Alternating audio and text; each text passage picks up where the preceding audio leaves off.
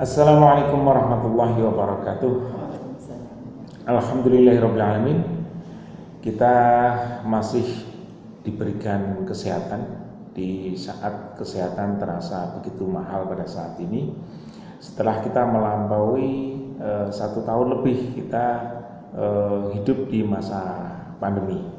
Dan tentu sekali lagi alhamdulillah kita masih diberikan kesehatan untuk bisa beraktivitas banyak hal, untuk kegiatan baik untuk kita sendiri maupun untuk bersama-sama dengan orang lain.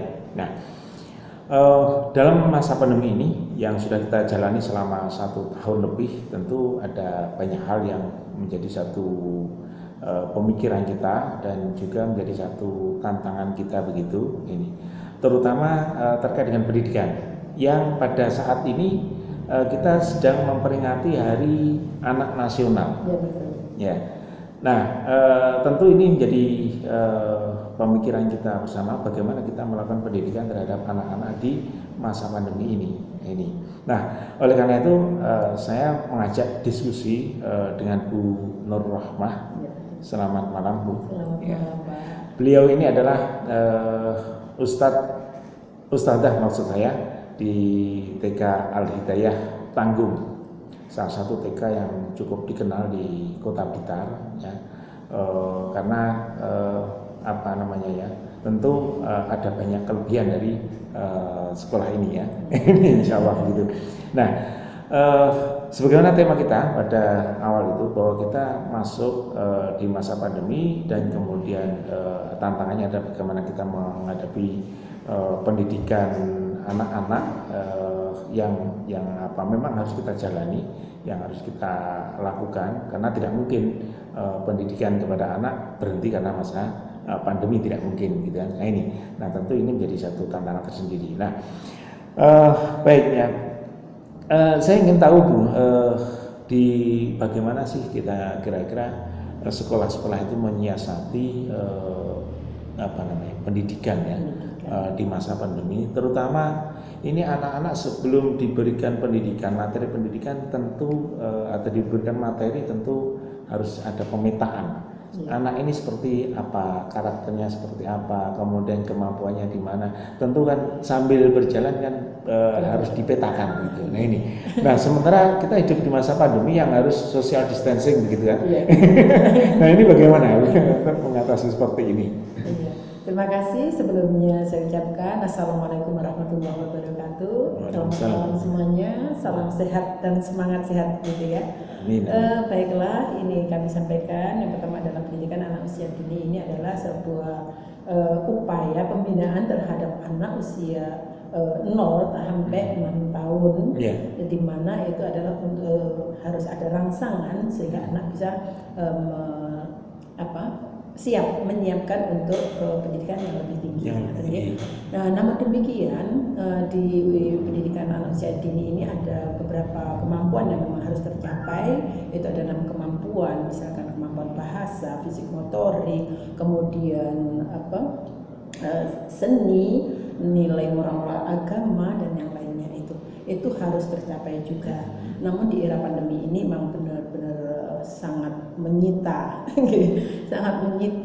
otak kita, berputar bagaimana ini kemampuan ini harus tercapai dan tidak menyulitkan bagi anak-anak itu sendiri. Prinsip yang paling utama adalah anak sehat gitu.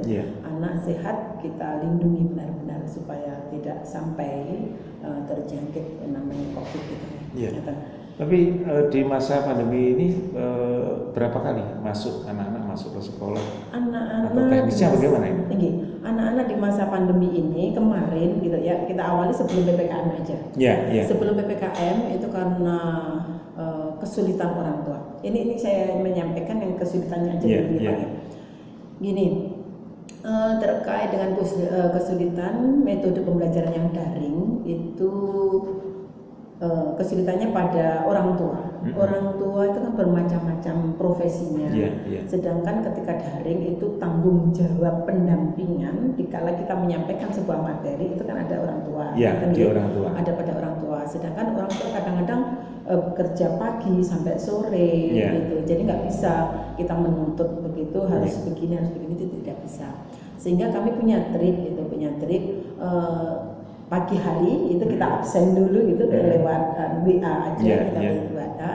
Kemudian kita petakan siapa yang hari ini sanggup untuk video call begitu. Video call kita gelombangkan. Gelombang 1 5 anak dan seterusnya begitu, dan disilahkan untuk memilih siap untuk video callan begitu jam berapa begitu. Kita fleksibel. Jadi kita tidak membatasi jam waktunya, itu tidak membatasi. Itu gitu. Sampai jam berapa sorenya? Banyak juga diantaranya itu kalau sore gitu, malam gitu. Ya, bahkan malam ya. Bahkan malam itu anak-anak bisa juga, Bu saya baru siap jam sekian. Kadang-kadang pagi, Bu saya siap jam sekian. Jadi kita gelombang-gelombang kita kelompok-kelompok. Berarti hampir bisa dikatakan jam kerjanya lebih panjang begitu ya. Lebih panjang gitu. Karena harus memetakan waktu yang dimiliki oleh masing-masing anak gitu ya. Iya. Jadi prinsipnya ada 6 kemampuan itu harus tercapai semuanya. Selain daring itu kita juga pakai luring, Pak. Kita 1 minggu sekali itu kita memberikan lembar kegiatan itu orang tua yang mengambil ke sekolahan atau di mana tempat yang kita sepakati gitu. Kita berikan satu paket lembar kegiatan untuk 1 minggu sesuai dengan RPPM. Oh iya. Jadi pemetaan kemampuan siswa itu melalui komunikasi dengan media tulis gitu dengan orang tua begitu ya. Nah kemudian begini, jadi kalau mungkin pemetaan potensi bisa seperti itu, tetapi untuk materi bagaimana itu disampaikan atau disediakan semacam tutorial begitu oleh guru-guru? Betul. Ada tutorialnya, kita membuat video begitu, kita sampaikan itu mungkin satu kemampuan. Ada lagi nanti misalkan kaitannya dengan fisik motorik, kita melipat dan seterusnya, itu juga ada tutorialnya. Kita mau melakukan calistung begitu, calistung itu juga ada tutorialnya begitu. Tapi bagaimana itu bisa mengontrol anak-anak itu betul-betul mencermati materi-materi yang diberikan melalui tutorial begitu. Jadi hasil dari hasil karyanya begitu oleh orang tua itu difoto, kemudian dikirimkan ke guru kelas masing-masing. Iya. Tapi kan juga begini, ini betulkah karya anak-anak atau jangan-jangan ini orang tuanya ini? Itu bukan pinter-pinternya sih, kita memberikan pemahaman. Yang kita lakukan penilaian itu bukan hasilnya tetapi sebuah prosesnya. Jadi anak apapun itu, apalagi masih kelompok A, katanya nggak akan itu biarkan aja. Jadi kita memberikan pemahaman yang kita nilai bukan hasilnya tetapi adalah sebuah prosesnya. Jadi memang saya membayangkan betapa ribetnya ya. Jangankan gurunya, orang tuanya di rumah aja saya membayangkan ribet sekali gitu kan. Satu sisi harus bekerja, di sisi yang lain anaknya itu kan biasa lebih suka bermain daripada belajar itu. Ini yang menjadi tantangan gitu kan. Ini. Nah, selain dari itu selain dari kesulitan di dalam menyampaikan materi gitu ya. Ini kira-kira kesulitan apa yang dialami oleh teman-teman di sekolah TK Al-Hidayah ini? Kesulitan kami kadang-kadang si orang tua itu terbatasan media komunikasinya. Ya, karena memang setiap orang kan berbeda. Satu keluarga misalkan cuma punya seberapa handphone, sedangkan kakaknya juga harus lebih intens penggunaannya. Misalkan di SMP, SD itu kan memang harus intens. Jadi itu kesulitan kami. Kalau satu misal digunakan media tadi seperti tempat tulis, alat tulis begitu, apakah tidak efektif untuk di ini? Sebagian memang pakai itu Pak, sebagian pakai itu. Jadi 1 minggu sekali nanti dikumpulkan nih hasil-hasil karya itu tadi nanti dikumpulkan. Jadi penilaian kami itu selain dari lewat daring tadi, juga hasil karyanya yang kita sampaikan 1 minggu sekali. 1 minggu sekali itu ada hasil kerjaan yang harus dikumpulkan di sekolah dalam bentuk itu gitu ya. Orang tua yang betul. Ya. Nah, ini kalau kita baca data per tahun 2000 ini anak-anak usia 0 sampai 4 tahun itu ada 15 juta di Indonesia ya. Nah, yang kemudian yang 5 sampai 9 tahun itu ada 23, sekian juta kan. Ini kan berarti lumayan masih lumayan tinggi kan. Kalau kita hitung penduduk Indonesia itu ada 270 juta jiwa. Ini kalau sekian itu kan berarti anak-anak itu sebenarnya sangat banyak ya yang harus kita tangani. Artinya generasi yang usia segitu sangat banyak gitu ini. Nah, kira-kira andaikan anak-anak seusia ini kemudian tidak ditangani dengan baik begitu, kira-kira menurut panjenengan ini dalam jangka waktu ke depan itu kira-kira kayak apa ini? Saya ajak dulu untuk tantangan yang luar biasa memang ketika itu tidak ditangani dengan baik. Kita sudah berupaya maksimal itu saja, kadang-kadang juga masih kesulitan. Ya itu tadi karena background keluarga yang tidak sama sehingga anak itu tidak tertangani dengan baik gitu. Tapi satu misal begini, anak-anak katakanlah anak-anak TK gitu, itu kan sebenarnya nggak terlalu banyak ya. Kalau di model masuk di asramakan gitu, dia belajar di situ tidak boleh dibawa pergi pergi jauh gitu kan, itu memungkinkan nggak? Untuk lembaga kami belum memungkinkan. Belum memungkinkan ya. Keterbatasan mungkin fasilitasnya, keterbatasan SDM-nya itu belum memungkinkan. Jadi kita masih tahap pembelajaran biasa begitu, 2,5 jam dalam 1 hari. 2,5 jam dalam 1 hari. 2,5 jam dalam 1 hari. Itu selama pandemi ini ya, 2,5 jam itu. Oh, itu untuk pembelajaran anak TK memang 2,5 jam dalam 1 hari. Tapi kok kadang-kadang saya lihat itu sampai ada sangat siang begitu. Iya, itu mungkin sekalian dengan taman penitipan anak. Jadi di situ ada kegiatan tidur, ada kegiatan lain. Jadi itu memang diprogramkan untuk taman penitipan anak. Jadi ada bermainnya di sana. Nah, selama masa pandemi ini selain pembelajaran begitu dengan memberikan tutorial, dengan memberikan pekerjaan-pekerjaan yang harus dikumpulkan dalam setiap hari atau setiap minggu sekali begitu. Ini kira-kira upaya-upaya perlindungan apa yang dilakukan oleh sekolah terkait dengan kesehatan maupun terkait dengan perkembangan anak itu supaya anak itu tidak mengalami kemunduran di dalam bidang pendidikannya. Ya tentu motivasi yang kami berikan kepada orang tua itu untuk lebih intens lagi mendampingi putra putrinya di dalam proses pembelajaran gitu. Kalau waktu offline gitu ya, atau waktu tatap muka gitu kan mungkin kita mengundang satu misal psikolog gitu kan, untuk memberikan support kepada orang tua, untuk memberikan semacam guidance parenting begitu. Nah di masa pandemi ini bisa dilakukan? Untuk masa pandemi ini kami belum bisa melakukan parenting, itu belum bisa melakukan. Jadi parentingnya ya kalau yang saya maksud tadi parenting yang kita mengundang seorang psikolog itu dari satu ruangan begitu ya, itu nggak bisa. Jadi hari ini kita parentingnya bagi anak-anak yang kesulitan belajar, apa kesulitannya itu aja. Jadi face to face aja. Face to face yang dilakukan oleh guru kepada wali murid bagi anak-anak yang kesulitan di dalam proses pembelajaran ini.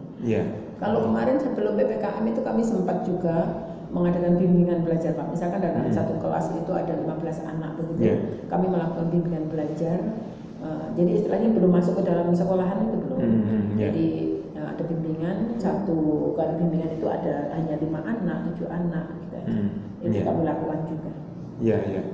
Nah, kalau dari sisi pemerintah ya, regulasi pemerintah apa yang bisa difasilitasi oleh pemerintah terkait dengan lembaga pendidikan? Banyak sekali kemarin yang diberikan oleh pemerintah itu diantaranya kuota gratis itu juga untuk guru, untuk siswa itu ada. Kemudian fasilitas-fasilitas yang kaitannya dengan protokol kesehatan itu juga diberikan semuanya oleh pemerintah Kota Blitar.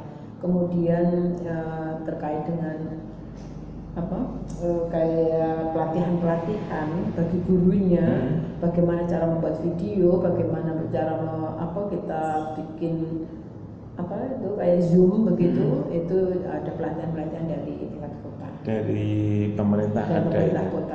Nah, ketika anak itu diberikan katakanlah fasilitas kuota, ya, kemudian melihat tutorial untuk menyerap materi yang diberikan oleh guru, gitu.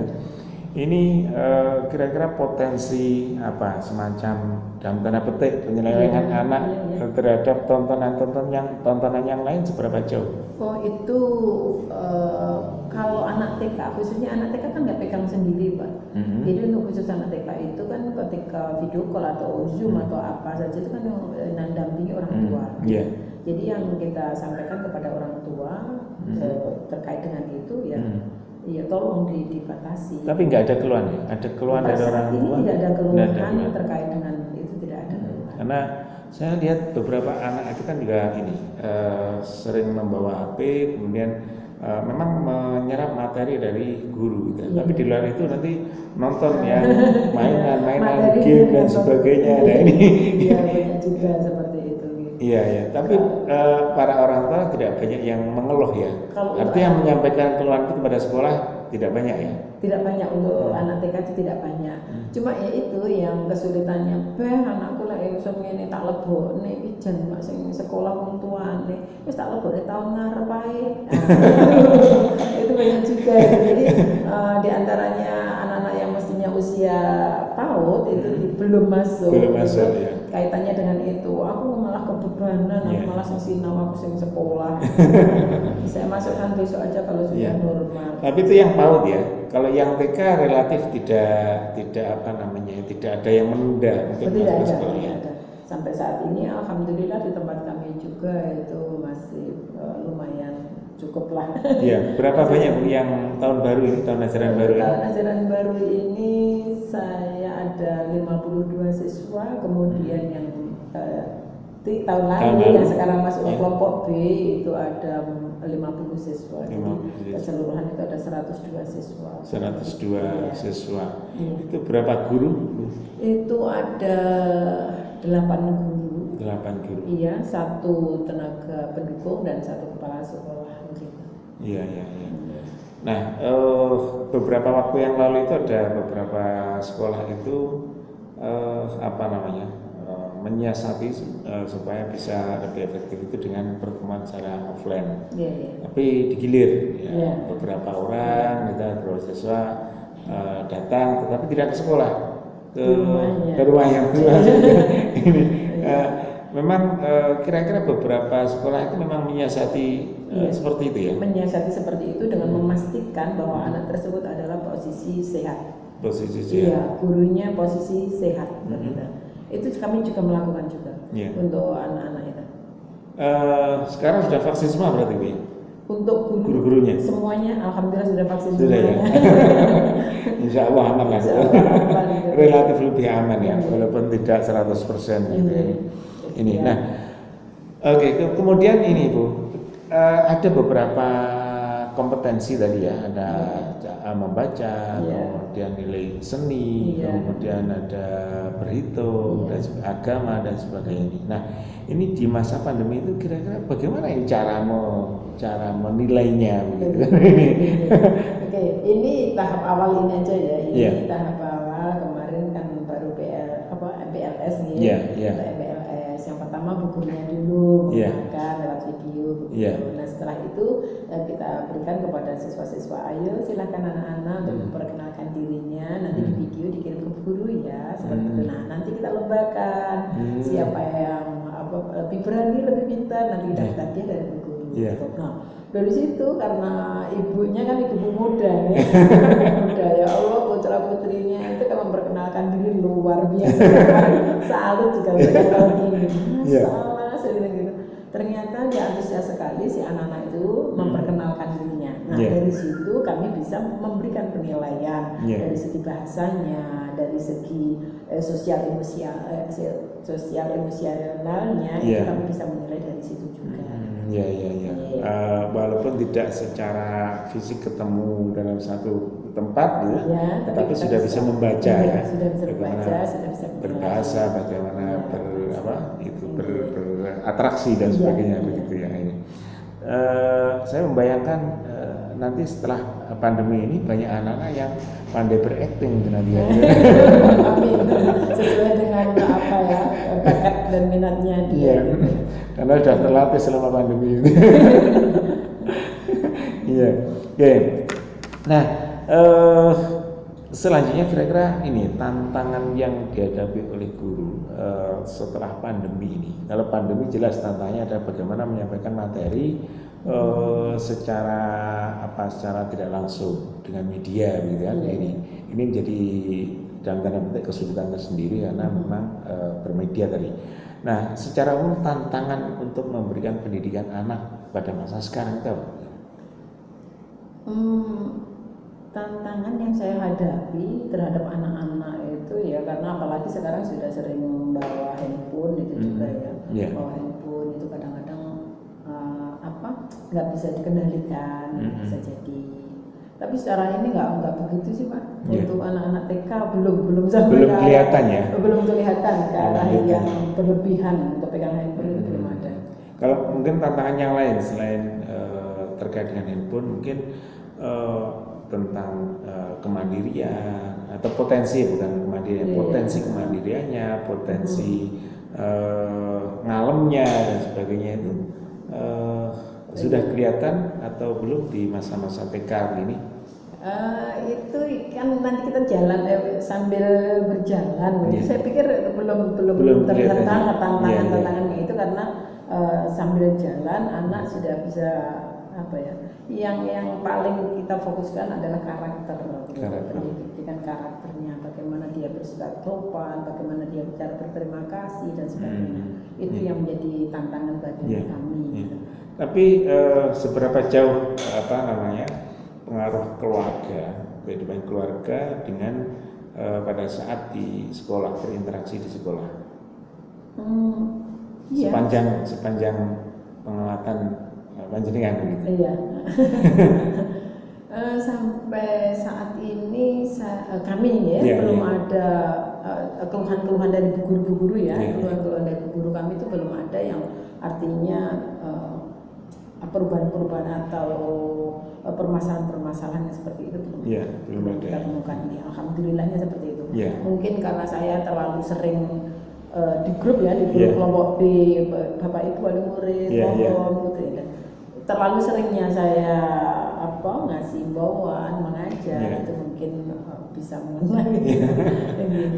Karena kan kalau di tingkat yang lebih tinggi SD itu kan kadang kelihatan ya anak-anak relatif tidak mandiri itu kelihatan. Anak-anak sudah mandiri atau belum kan kelihatan itu di SD katakanlah gitu, setelah TK. Pada saat TK ini kan kadang-kadang bibit-bibit itu sudah kelihatan kan bisa segera diantisipasi kan begitu. Karena sekarang saya lihat kan begini ya, pola pendidikan sekarang dengan beberapa tahun yang lalu sudah jauh berbeda. Ini, nah mungkin panjenengan juga punya saran bagaimana memberikan pendidikan kepada anak ya di usia dini, TK kan usia dini gitu ini supaya ke depan itu anak-anak itu punya semacam pengalaman yang bisa diandalkan untuk mengembangkan dirinya gitu. Ya, saran saya itu mungkin kepada para orang tua, khususnya kepada ibu, itu lebih sering lagi dekat dengan anaknya, bukan saja sebagai orang tua tetapi sebagai teman. Begitu, karena dunia anak TK itu adalah dunia bermain, bermain sambil belajar. Ya, kalau kita bilang orang tua, khususnya ibu, itu lebih kenyih gitu. Lebih kenyih, harus sering bercerita. Satu yang saya tekankan kepada ibu bapaknya di rumah, itu luangkan waktu sedikit saja untuk ngeloni anak. Karena banyak sekarang juga si ibu anak mau tidur, ibu pegang handphone, nggak memperdulikan anaknya, itu kan juga banyak juga. Jadi itu saya tekankan, minta tolong bapak ibu untuk ngeloni putra putrinya, dipeluk, diberikan cerita-cerita sampai dia tertidur. Itu kan itu saya lakukan selama sampai saya punya anak ini kan, itu yang saya lakukan, dan saya merasa bahwa itu alhamdulillah berhasil begitu. Dia terngiang terus apa yang saya ceritakan ketika masa anak-anak begitu. Jadi itu. Ada beda nggak antara anak laki-laki dengan perempuan pada usia segitu untuk perlakuannya? Perlakuannya tidak ada perbedaan, cuma memang anak laki-laki itu lebih gerakannya motornya lebih aktif begitu ya. Enggak begitu jauh beda sih perlakuannya. Tapi kalau saya amati anak-anak meskipun TK begitu, ada anak kayak perempuan itu kayak lebih cepat beneh bahasa Jawa daripada yang laki-laki begitu. Ini bagaimana mengatasinya begitu? Kalau menurut saya ya enggak juga sih Pak. Anak laki-laki itu juga tanggung jawabnya juga ada kok. Tanggung jawabnya ada. Ya bagus juga sih. Artinya enggak ada perbedaan yang ini menurut saya loh. Karena saya setiap hari bergaul dengan anak-anak itu ya punya ini sendiri-sendiri. Tapi baik-baik aja gitu. Menurut saya Karena memang belum begitu kentara ya perbedaannya pada usia-usia begitu gitu ya. Baik, nah kemudian begini ya, kira-kira sekarang ini masa ini peringatan Hari Anak Nasional, ada tema yang cukup menarik ya, anak terlindungi, Indonesia akan maju akan maju kan ini. Nah ini seberapa jauh ini terpahami oleh teman-teman di sekolah sehingga semakin heroik lah di dalam memberikan pendidikan kepada anak-anak. Jadi anak terlindungi itu baik fisik maupun psikisnya dilindungi, benar-benar dilindungi. Maka kalau itu memang benar-benar bisa maksimal, semua itu kan berangkat dari keluarga ya Pak. Jadi bisa masing-masing keluarga melindungi putra-putrinya, baik itu dari yang negatif, maka insya Allah Indonesia akan maju. Semoga. Itu berangkat dari. Sejauh ini relatif bagus ya pelindungan orang tua terhadap anak, seperti kasus pelecehan seksual dan sebagainya tidak atau belum pernah terjadi Untuk anak TK per saat ini belum terjadi. Moga-moga nggak pernah. Mudah-mudahan tidak. Mudah-mudahan tidak terjadi. Per saat ini khususnya di Kota Blitar saya belum pernah. Kalau kasus yang lain satu misal kekerasan dalam pendidikan orang tua begitu. Oh iya, kekerasan terhadap anak terkait dengan pendidikan. Terlalu keras, terlalu mendidik anak itu dan seterusnya. Itu kita orang tua memang selalu sekolahan sering jangan dituntut ya Bu, saya bilang gitu, Bu tolong ini nanti di ini tapi jangan dituntut dulu ya Bu, sane sakete saya bilang gitu. Tuh anak saya belum bisa ini nggak apa-apa Bu, biar aja dulu saya bilang gitu. Betul. Baik, jadi saya kadang-kadang merasa ngeri juga ketika melihat orang tua itu begitu keras memberikan tuntutan kepada anak gitu. Bahkan kalau anak itu nilainya tidak bagus kemudian dipukul dan sebagainya, itu kan mengerikan gitu. Ini tidak membuat anak itu termotivasi, tapi justru anak itu menjadi semakin down gitu kan. Ini yang terjadi, dan di sekolah-sekolah nampaknya sudah begitu peduli dengan kondisi itu ya. Itu juga pernah itu di tempat kami itu juga. Jadi ketika si anak itu belajar mewarnai gambar gitu, ibunya kan dari belakang itu melihat gitu kan. Nah karena mewarnainya itu dianggap oleh orang tua itu tidak bagus, orang tuanya masuk ke dalam kelas. Itu terus dihapus itu. Itu dihapus ya. Begitu dihapus itu lah si anak marah. Si ibu sedang menghapus, anak marah. Garapan dewe. Garapan dewe. Anak lari dia pulang begitu. Nah, pengalaman-pengalaman seperti itu sering saya sampaikan kepada wali murid agar jangan memaksakan melebihi dengan kapasitas. Ini lucu tapi juga memprihatinkan gitu ya. Ya, baik. Yang terakhir harapan panjenengan terkait dengan pendidikan untuk anak-anak, terutama anak-anak di usia dini begitu, apa kira-kira ke depan harapan panjenengan? Ya, harapan saya semoga khususnya di Kota Blitar pendidikan baik itu pendidikan karakternya itu dikedepankan gitu, pendidikan karakter sehingga anak-anak benar-benar bisa maksimal gitu. Jadi memperkuat pendidikan karakter anak-anak gitu ya. Tentu karakter yang baik kan itu.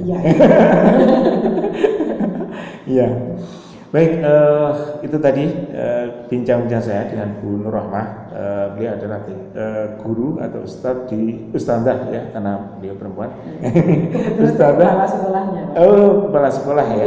Kepala sekolah TK Al-Hidayah Tanggung ya, terkait dengan bagaimana kita harus memberikan pendidikan kepada anak, memperlakukan anak-anak baik oleh orang tua maupun oleh guru, baik di masa pandemi maupun di luar pandemi, dengan harapan dengan perlakuan yang tepat, dengan pendidikan yang tepat, anak-anak ini bisa berkembang kepribadiannya, berkembang kemampuannya, sehingga ke depan menjadi generasi-generasi yang handal, generasi yang hebat, sehingga membawa Indonesia menjadi maju gitu. Nah, mudah-mudahan ini memberikan manfaat kepada pemirsa sekalian ya, terutama dalam konteks memberikan pendidikan kepada anak-anak. Baik, kira-kira demikian ya, saya akhiri. Assalamualaikum warahmatullahi wabarakatuh. Waalaikumsalam warahmatullahi wabarakatuh.